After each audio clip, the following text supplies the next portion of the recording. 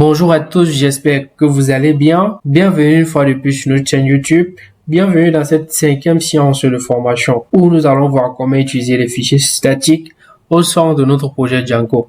Déjà, c'est quoi un fichier statique? Un fichier statique, c'est un fichier qui est servi tel que par le serveur web. Ça veut dire sans être modifié ou bien généré dynamiquement.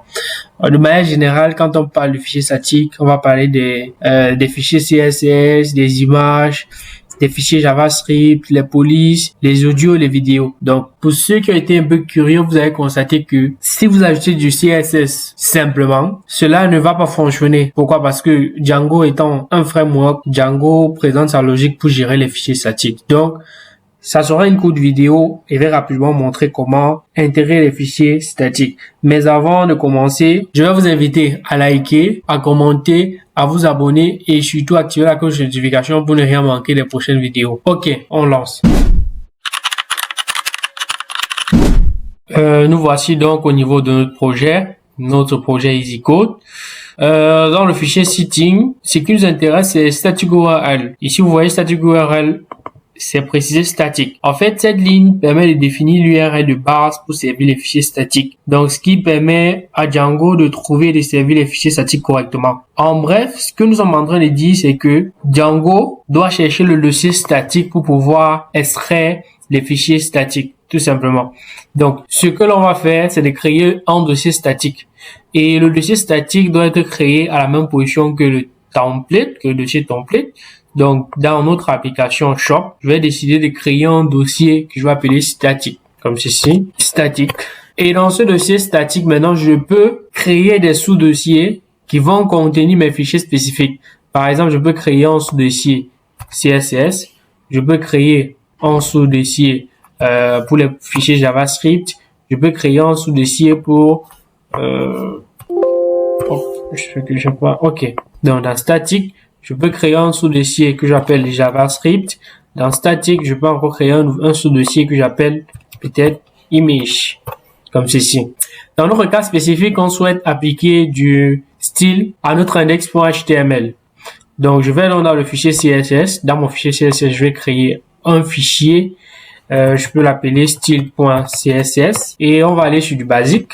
Donc, on va aller du body et on va préciser le background, on peut mettre aqua et puis color, c'est pour le test qu'on pourra mettre en brown, c'est vraiment sans réfléchir, hein.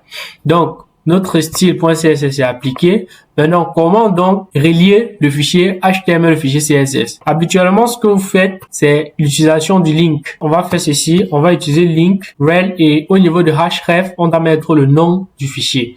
Si vous le faites, ça va pas fonctionner, non. Pourquoi? Parce qu'il faut charger le fichier statique et respecter les syntaxes du framework. Donc, la première chose à faire, c'est de charger static, load static, et maintenant au niveau du href, on va utiliser la même syntaxe, c'est-à-dire la même façon d'écrire pour préciser le chemin. Donc ici, je vais mettre statique, voilà, et je vais préciser maintenant le chemin. Et le chemin qui sera précisé ici, c'est après, c'est-à-dire à partir de statique, puisque comme vous avez vu au niveau du setting, l'URL c'est statique et donc ce que je vais faire c'est que je précise donc après statique j'entre où je vais préciser le chemin relatif à partir de statique tout simplement. Donc après statique j'ai CSS et après CSS j'ai style.css. Donc je vais mettre CSS et ensuite je vais mettre style.css. Ok, a priori ça doit marcher. Donc si je démarre mon serveur, hop, ok, c'est /home, hop, et effectivement le CSS est fonctionnel. Magnifique. Et ben voilà, nous avons pu charger notre fichier statique, plus précisément notre fichier CSS, et le tout est joué. Bon, maintenant, c'est fonctionnel, c'est vrai, mais lorsque vous allez travailler sur des applications vraiment robustes, vous pouvez constater en fait que cette solution est assez limitée. Pourquoi? Parce qu'en fait, vous voyez que le fichier statique est dans l'application Shop. Donc, c'est propre à l'application.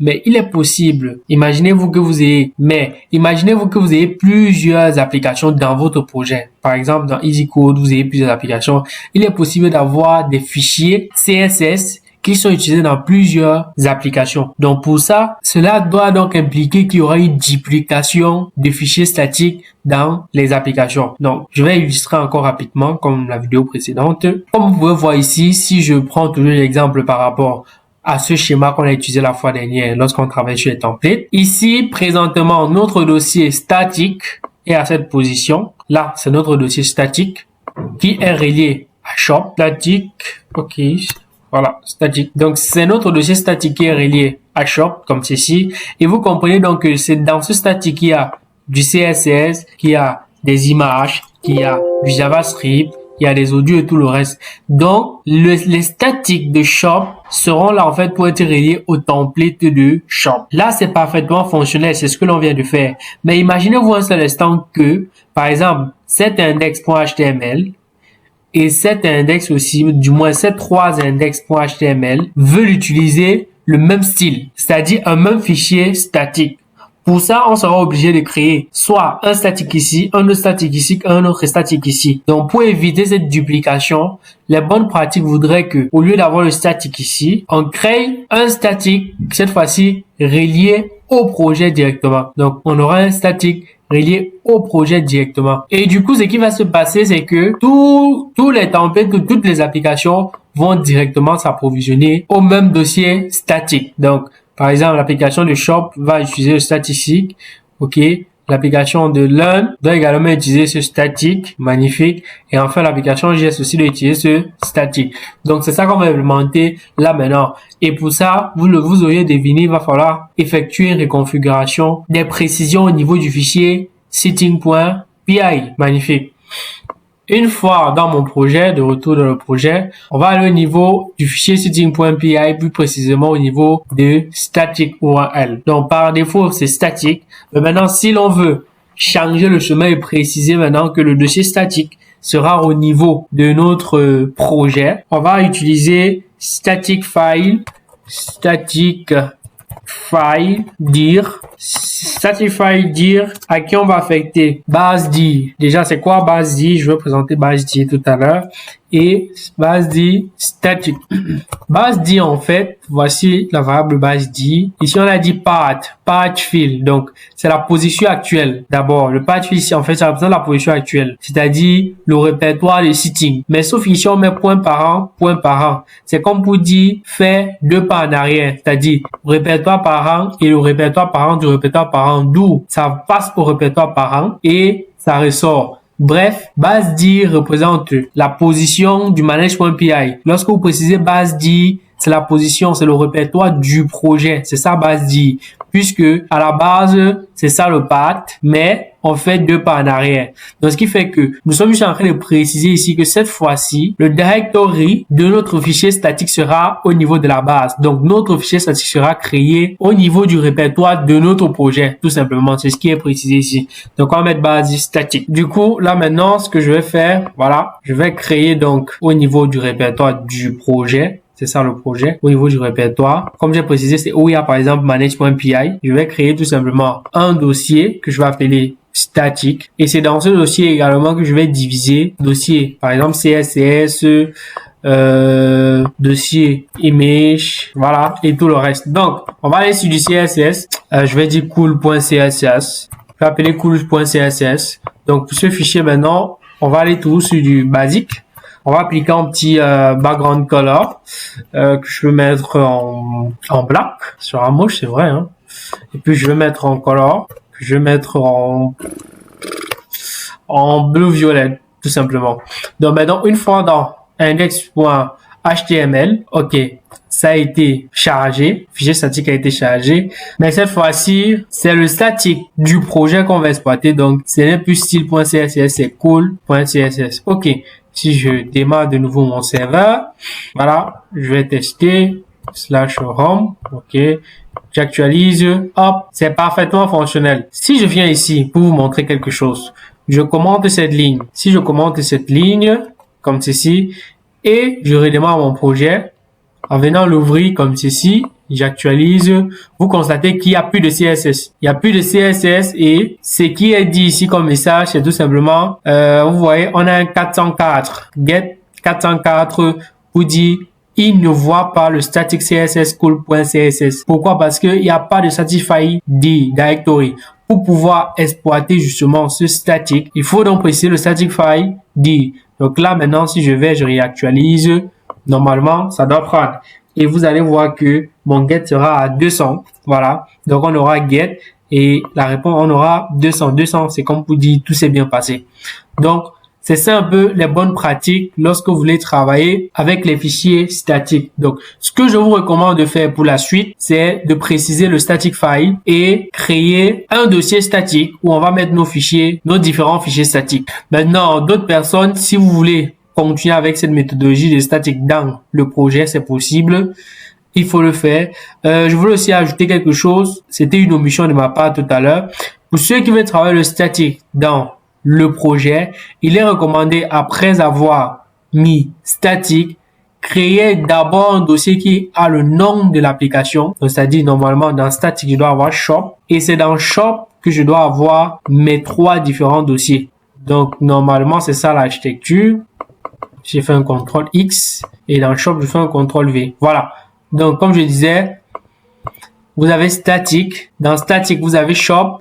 Et dans shop, vous avez les différents fichiers statiques. Donc, pour ceux qui veulent travailler avec l'application, le statique de l'application, c'est ça les bonnes pratiques. Mais comme j'ai dit, c'est peu recommandé. Donc, pour la suite de la formation, on va pas utiliser.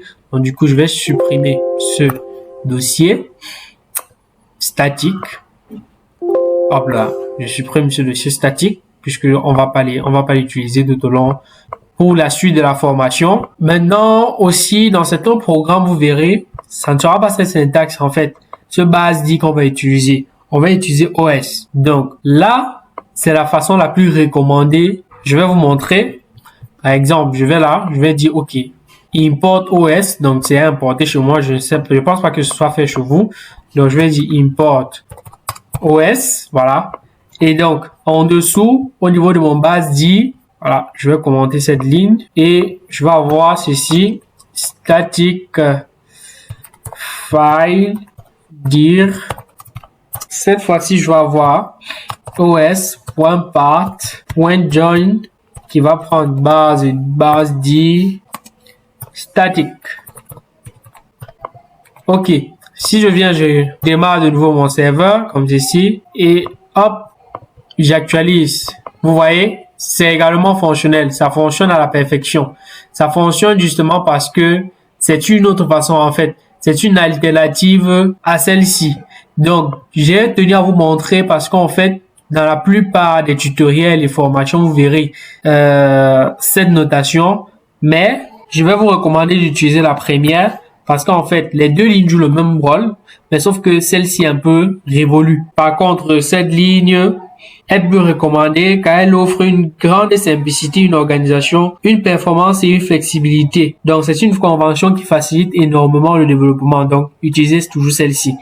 Bon, maintenant, on va rapidement ajouter une petite image dans notre fichier index.html. C'est le même principe. Je vais dans mon dossier statique, plus précisément dans le dossier image, je vais ajouter une image. Donc, elle est copiée. D'accord, je vais ajouter cette image.png.